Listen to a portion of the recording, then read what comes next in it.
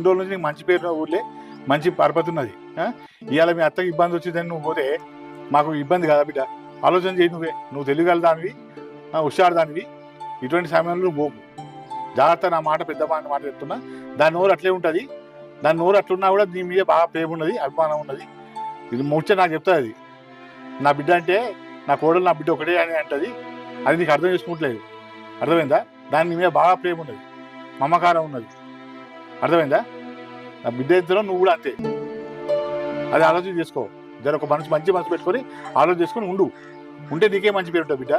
పోయేస్తే పట్టాలప్పుడు 1-2 రోజులు పోయిరా, అంతేగాని వారం 10 రోజులు అంటే మాత్రం ఇబ్బంది. నువ్వు ఆలోచించు. సరే మామ, నువ్వు చెప్పినవని ఉంటాన్నా. ఆమె ఒరితే నేనైతే ఉంటానని చెప్తా అన్న. ఊకే ఒరుతుంది. నేనేమన్నా నిన్ను ఆగు, చూసినావు ఎట్లా ఒరుతుంది?